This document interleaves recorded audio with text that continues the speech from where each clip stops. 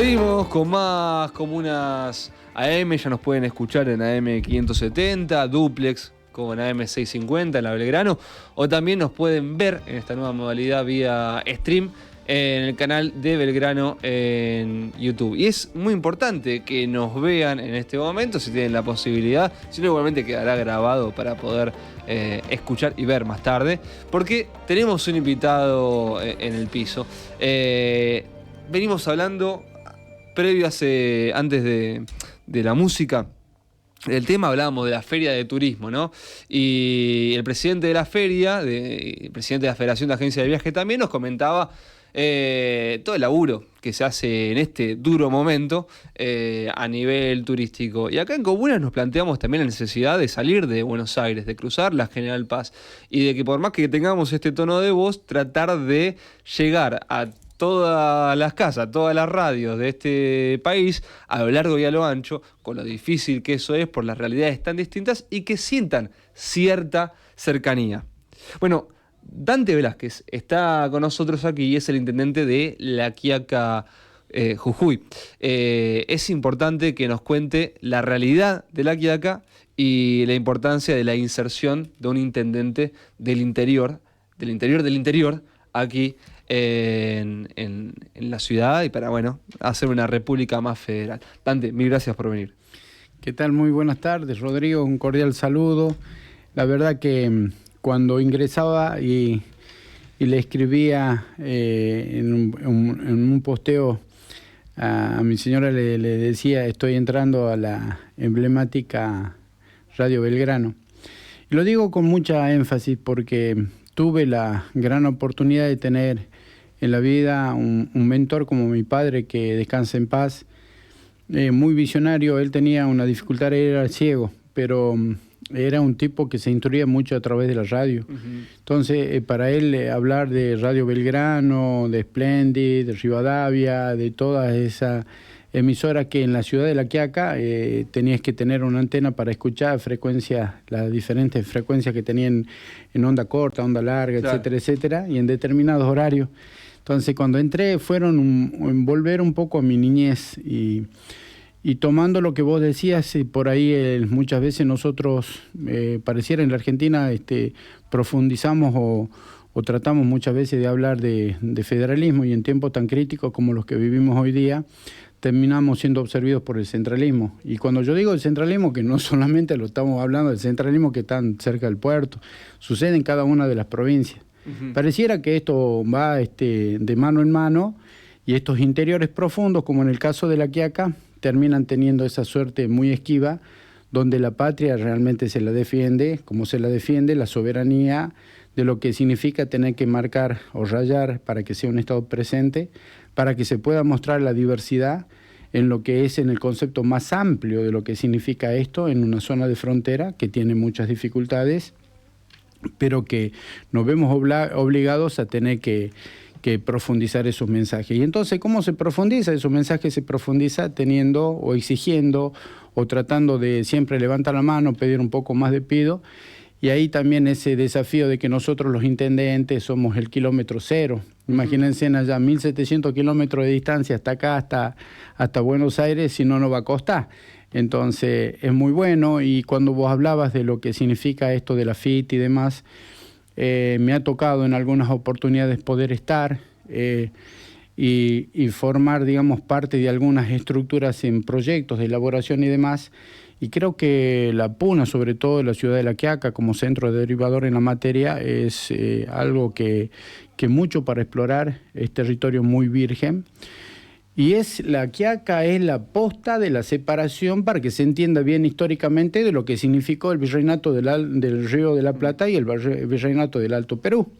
Entonces, hay mucho para hablar, hay mucho para profundizar, y estoy convencido de que va a ser la Puna, que va a ser La Quiaca, la que va a resignificar el crecimiento sostenido en desarrollo de lo que es la provincia de Jujuy, la propia ciudad de La Quiaca, en un concepto geopolítico estratégico que defiende y que en posicionamiento hoy de los corredores bioceánicos, y que tiene que ser crecimiento para la Argentina. Creo que el mundo ya está mirando estas cosas, porque hoy, para hablar de política, tenés que pensar en esto, en estrategia, hablar de geoestrategia, y entonces para entender ese concepto de integración de los pueblos, ¿no? Con más solidaridad, con mucho más empatía, con respeto, entendiendo un poco el soberano, y sobre todas las cosas es el amor a lo público, ¿no? Ese amor que tenemos que darlo en tiempos tan difíciles que estamos viviendo, ¿no?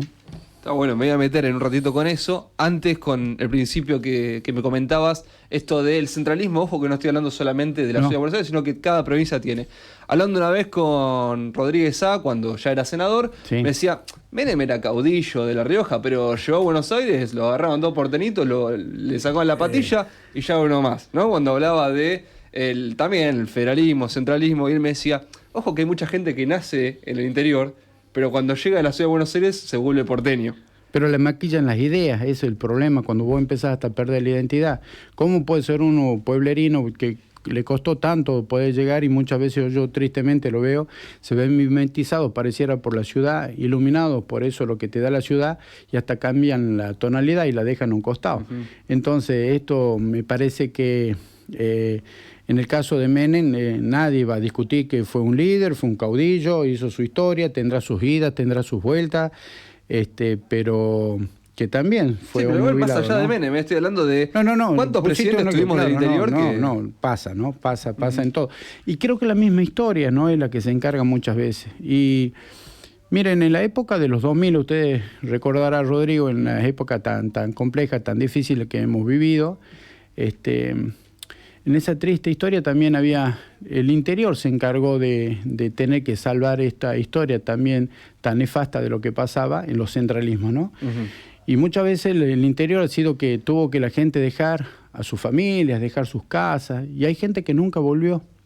Y fueron las mujeres las que se quedaron al abrigo de los hijos, al abrigo de la tierra, al abrigo de tener que pelear por las cosas que a lo mejor no llegaban.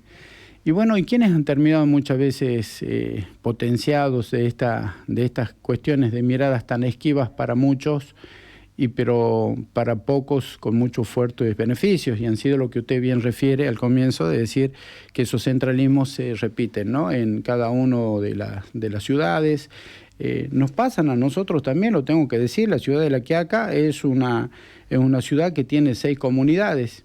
Y muchas veces la vorágine de lo que significa tener que atraerte mucho para cumplir tus obligaciones casualmente ahí, te tornillan de una u otra manera, y por ahí pareciera que son muy distantes tener que llegar a la comunidad. Por eso he tomado como muestra de política de hacer esto, no tanto de preocuparte, sino que de ocuparte. Lo venimos haciendo históricamente todos los miércoles, salvo este mes de octubre, porque somos tiempo de Mancafiesta, ya vamos a hablar un poquito de eso.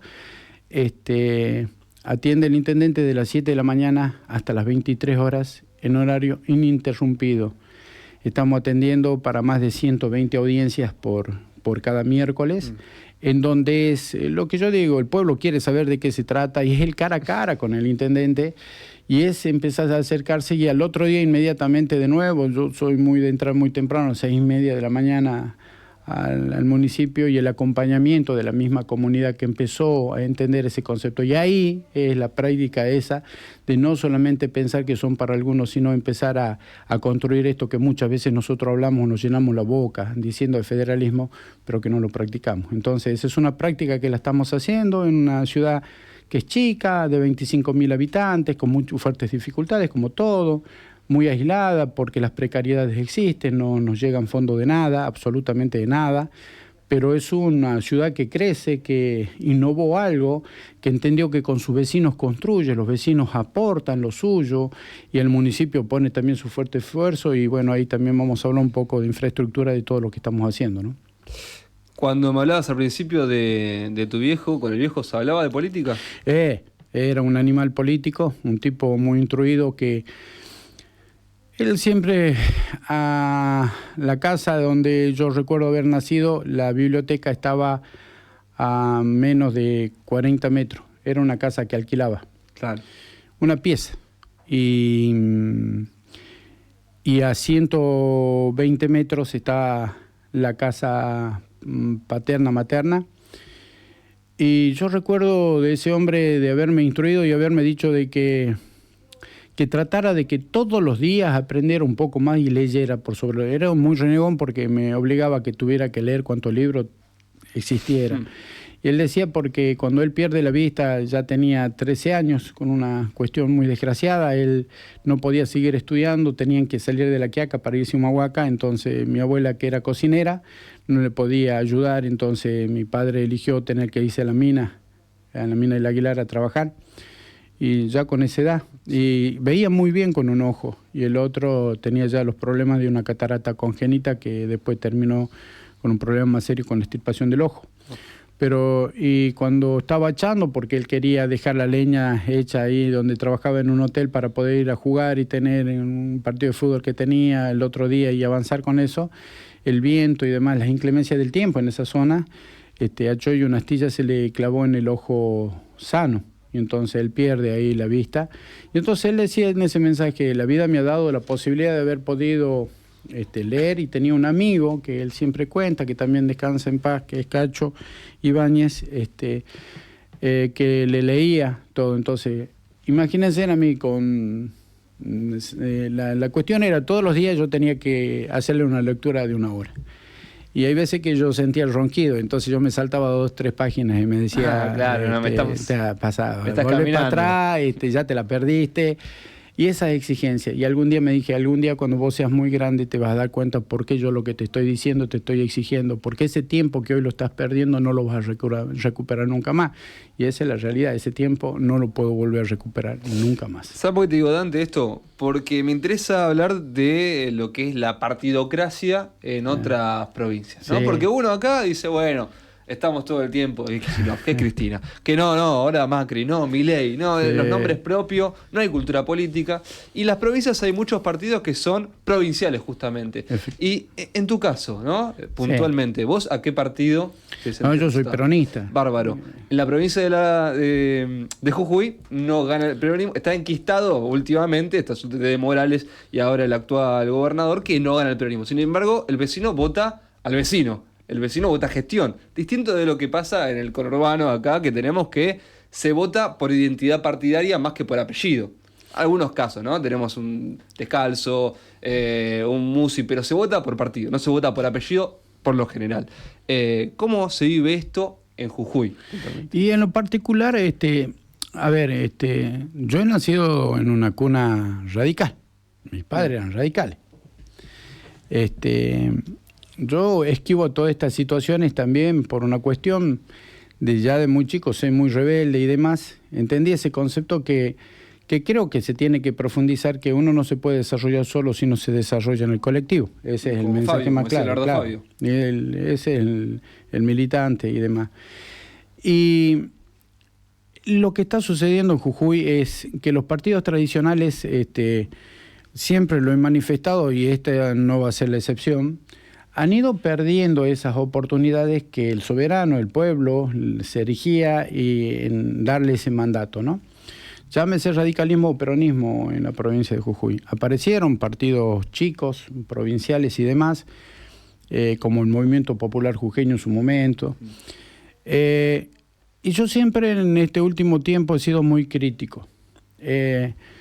No es que uno esté enojado, sino que hay cuestiones que creo que para cambiar la historia un poco de lo que hoy nos exige quienes tenemos la posibilidad de investir, digamos, esto en mi caso de ser intendente, tener un poquito más, digamos, ¿no? Para tener otra mirada, tenemos que escuchar más. Por eso dije al comienzo de esto de la responsabilidad seria, en la solidaridad, el respeto, en de tener que quejarte menos y tener que trabajar más.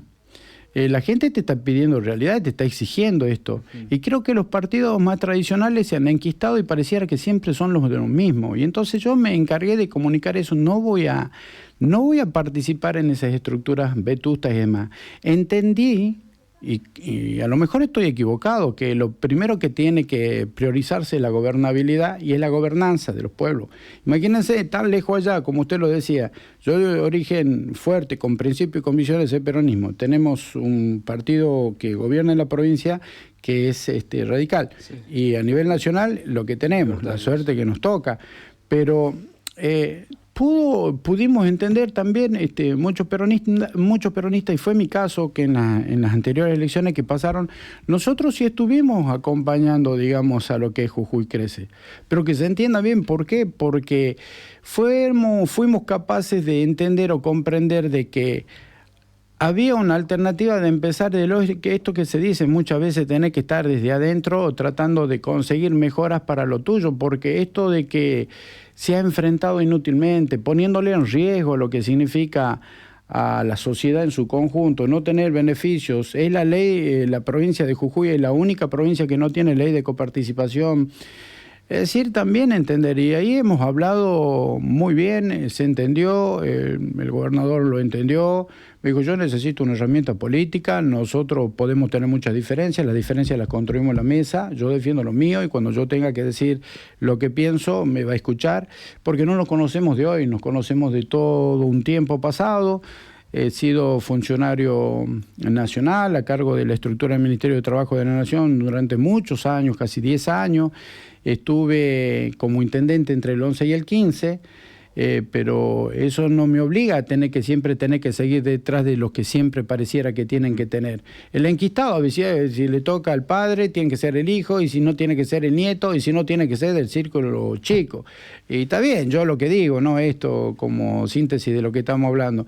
Está bien que yo sea negro, soy de apellido de Velázquez, pero yo no quiero ser más el azafato del tren fantasma. Yo también tengo voto y quiero elegir y quiero sentar de alguna u otra manera esa historia de pido, acá. Y alguna vez esto le pasó a Néstor. Sí. Néstor, ustedes recordarán en alguna cuestión de un congreso nacional partidario, y que él levantaba la mano y estaba Menem y demás, le decían no, y él se quedó y dice no es por unanimidad, es por mayoría, pero que conste en acta que acá. Y todo el mundo se reía. Pero el tipo se quedó con la mano levantado, hizo constar que no era por unanimidad, hizo constar que eso era por mayoría.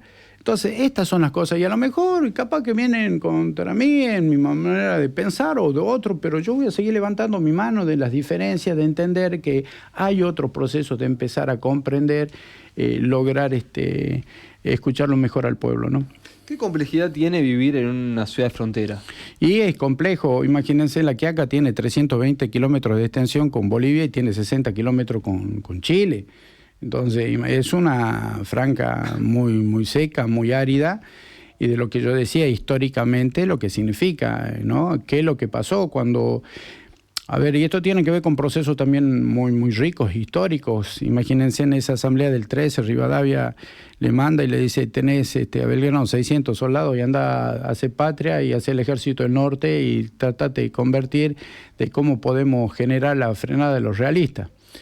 Y bueno, ahí le manda ahí la misiva diciéndole, che, escúchame, vos te comprometiste con algo, manden algo, y le dicen que no, y después termina mandando la segunda misiva y donde le dice, ustedes mientras están sentados en un sofá, están sentados en sillas muy bonitas y demás, a gusto y placer, y comen lo que quieren acá, los soldados se tienen que sacar su ropa para tener que vestir las armas, pero esto era cierto. Entonces esa patria tuvo que dejar las mujeres del norte tan profundo, y fue de mi tierra la que tuvieron que dejar todo para tener que salvar, porque si no se hubiese hecho esa patriada, nunca se hubiese logrado lo que se logra. Hoy no tendríamos que estar hablando nada de esto, que también tiene un condimento histórico muy profundo, esa historia de la invasión de Napoleón a España, que tiene que ver, que España ya no podía mandar los recursos necesarios para que siga profundizándose en esa invasión que se hacían, pero que nosotros ahí en esa tierra bendita teníamos ese posicionamiento ya, y eso por herencia, digamos, por identidad misma y por idiosincrasia, y ponerle también por costumbre. Hoy en estos tiempos tan tiranos que nos toca vivir, es que plantamos bandera y tenemos que decir que esa es la manera. No queremos hacer retirada como hizo el pueblo jujeño, solamente ofrendando todo para tener que salvar y conseguir el ideario de una mejor revolución y una independencia. En este caso es la ratificación irrenunciable de los derechos que nosotros tenemos, de la soberanía, de las conquistas necesarias, y que aquellos cabezones que están sentados un poquito más allá tengan que entender de una vez, y sobre todo algún cabezón que tenga que entender de una vez más, que tiene que entender, porque cuando uno habla de todo esto y uno le pregunta, por ejemplo, si conoce la quiaca y no la conoce a la quiaca, no sabe ni dónde está la quiaca, capaz que dice algo, la quiaca te salta, ¿no? Para no te sientas mal, no conoce casi ninguna provincia. No la conoce, no la conoce, ni muchos no la conocemos, ¿no? Esto en serio lo digo. Hay muchas veces cuando uno habla también entre compañeros, vamos a decir, y sea de que sea, muchas veces no sabe dónde está la quiaca. Y la quiaca, vuelvo a repetir, tiene una historia muy profunda. Claro. Quiero remontarme a ese momento, no para quedarme en la clase de historia, sino para pensar en todos los territorios que después se fueron desprendiendo, ¿no? Digo, el Tarija que queda para Bolivia y demás, y se habla siempre del reservorio de gas. Bueno, tampoco se le da mucho derecho a las personas que ocupan o que nacieron, que viven en esos lugares, de hablar de sus recursos. Vos hablaste de geopolítica al principio, ¿no? Y siempre se menciona el caso de lo convencional y lo no convencional, el gas, el litio, y es una zona privilegiada y a su vez muy vandalizada, digo, ¿no? La quita de recursos que le hacen. ¿Esto cómo se toma desde ahí? Y se toma con el primero entender que las diferencias, vuelvo a decir, hay que concertarlas y hay que trabajarlas en la mesa de la concertación. Hay un hecho que no se debe pasar por inadvertido, y un poquito en respuesta a lo que vos dices. Esa pelea tiene que ver cómo nos posicionamos. Hace 2 meses y un poco más senté por primera vez esa conquista que en el tiempo, porque tenemos dos cuencas en el norte, una que es del Bermejo y la otra del Pilcomayo. Pero resulta ser que las regalías que le corresponden en la defensa irrenunciable de esos derechos, del derecho al agua, de la cuenca del Pilcomayo, donde nosotros formamos parte, la manejaban Salta y Tarija. Claro. Jujuy, en el tiempo, también había dejado de observar estas cuestiones. Nos pusimos de acuerdo con el director de recursos hídricos de la provincia, el ingeniero Edgardo Sosa, hicimos los planteamientos necesarios y constituimos la Mesa del Agua, que es la defensa del 2% de esa cuenca. ¿Qué tiene que verse? Eso hace 2 meses, que ya nos dieron la importancia de vida y le están dando ese valor de la Constitución, porque nadie puede venir a tener que legislar o tiene que trabajar o quedarse con los recursos nuestros. ¿Y por qué lo digo? Es un 2%. Ese 2% es de cuenca alta y el agua más potable, el agua más sana es casualmente de cuenca alta. Después pasará a la media y termina incluso en Bolivia pasando para el lado del Paraguay. Esta historia es muy fuerte, es la que no tenemos que renunciar. En ese mismo concepto, lo que vos hablas, cómo se posiciona, y la defensa irrenunciable, irrestricta de lo que tiene que ver la cultura. Nosotros tenemos por historia lo que significa la Manca Fiesta. ¿Qué es la Manca Fiesta? Es la fiesta del trueque, de las ollas, que históricamente es la fiesta más ancestral de Sudamérica, vuelvo a la redundancia, en donde todas las comunidades que venían incluso desde Perú, dice, desde Bolivia, Yaije, lo que significa la posta casualmente, de la separación de los 2 virreinatos, venían de Chile, venían de los pueblos del noroeste argentino y demás, y llegaban ahí. ¿Con qué ilusión llegaban? Era en la defensa de lo que ellos hacían, buscando fortalecerse, y ahí no se manejaba el dinero, sino en el trueque, de lo que a mí me sobra, tener que intercambiar buscando lo que a mí me falta. Pero también esa gente en las comunidades que año tras año, que es el tercer domingo de octubre, que se viene celebrando, buscaban algo más, buscaban empezar a acercar y generar mejores posicionamientos. Esto de lo que hablamos, posicionamiento geoestratégico y geopolítico. Esta historia ha sido tan profunda que lo hemos logrado el año pasado generar que la provincia por primera vez, porque eran meras declarativas, después de tantas idas y vueltas, de tantas sentadas, además hemos logrado que por ley provincial se declarara patrimonio cultural inmaterial y vivo de la provincia de Jujuy. Hicimos todos los trabajos y hoy la Manca Fiesta se encuentra ya en su estadio definitivo para ser declarada patrimonio de la humanidad.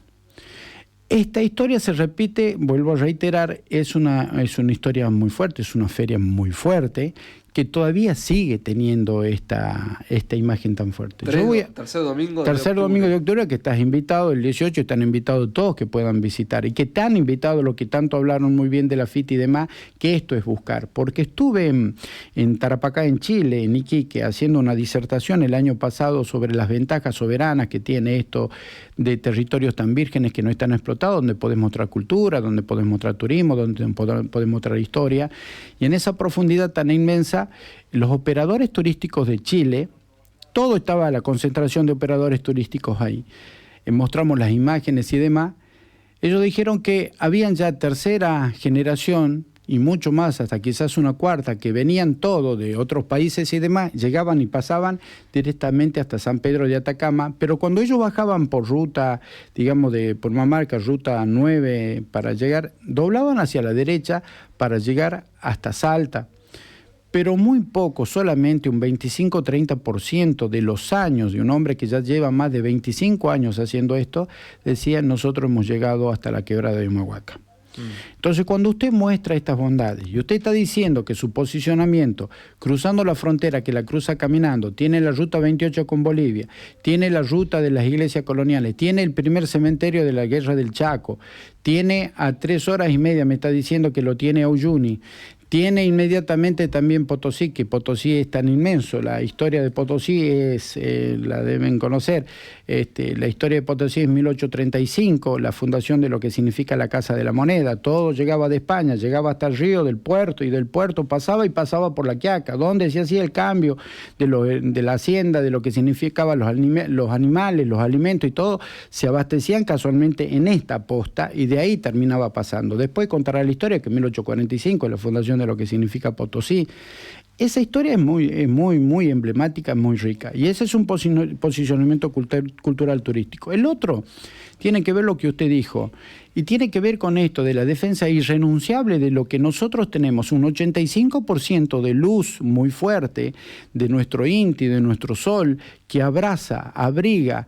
Y ese posicionamiento de empezar a despertar que podemos ser nosotros innovadores con los paneles solares y demás, en lo que hoy el mundo está diciendo, en la energía, en el respeto del medio ambiente y demás, que nos puede posicionar. El otro tema que tiene que ver y que es muy fuerte, esto es el tema del agua. Nosotros tenemos 5 cuencas subterráneas por debajo, y que el agua esta no está siendo aprovechada. Han llegado empresas internacionales a tener que verlo.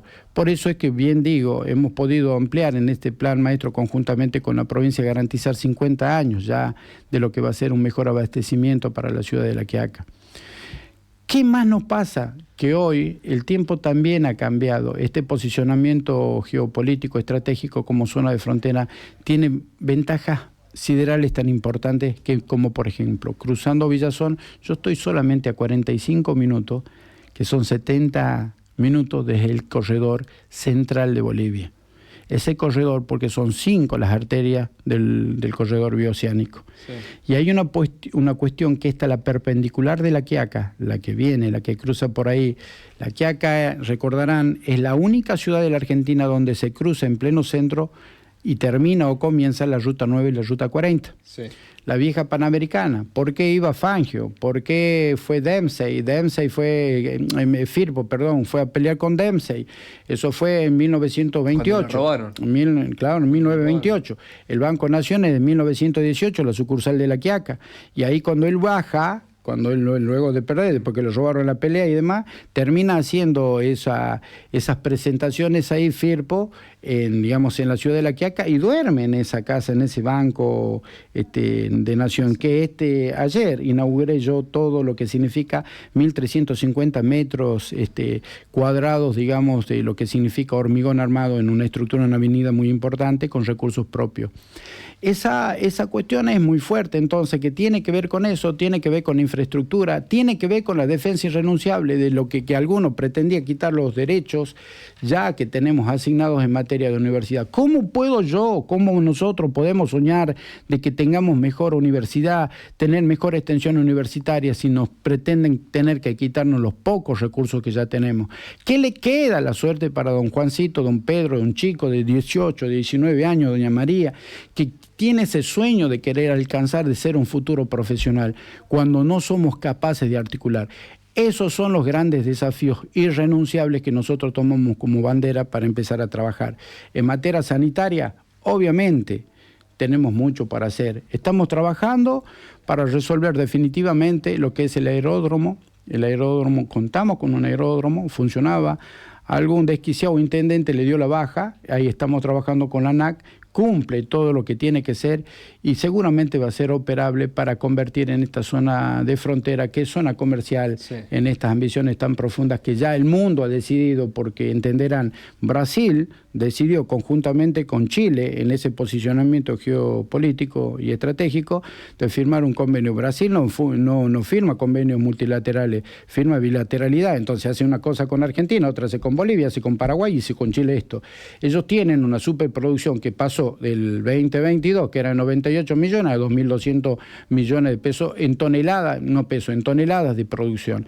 Y están pasando ya en este segundo semestre 300.000 camiones desde el Atlántico al Pacífico. Entonces no le vienen a pedir permiso a la Argentina, no le vienen a pedir permiso a Bolivia, toman realidad de que esos productos tienen que salir por el Pacífico porque le dan la garantía de llegar al viejo mundo con 14 días de anticipación. Esta ventaja, la perpendicular, la Quiaca, es la que se posiciona en este sentido. Yo una cosita más sobre esto quiero decir. Decime. El tren en la época de los 90 llegaba hasta la Quiaca y cruzaba la frontera. Ese tren llega a la ciudad de La Quiaca en 1917. Cruzó a Tupiza. Ya se iba a Bolivia y es el que incluso llegaba hasta La Paz, ahora llega hasta Oruro. Bolivia, con la crisis que está teniendo, lo volvió a recuperar y está funcionando ese tren desde lo que significa Villazón Oruro. Yo pregunto,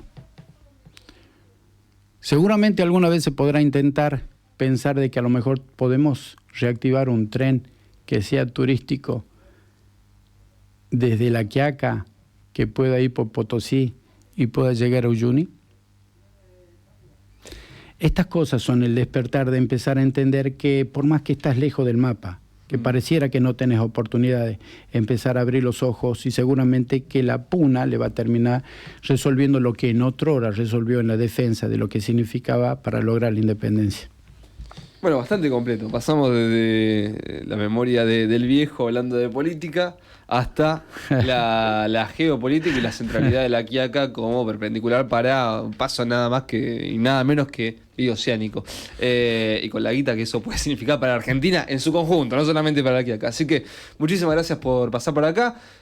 Aquí desde Comunas, haciéndole honor al nombre Comunas. No sé cómo es en Jujuy. Municipalidad. No, pero está bien. Acá es como sinónimo, pero viste que hay varias provincias que Comunas agarra varios municipios juntos. No, allá es municipalidad. Allá es lo mismo que la provincia de Buenos Aires. Bueno, buenísimo hablar de municipios. Encantados de haberte recibido, Dante.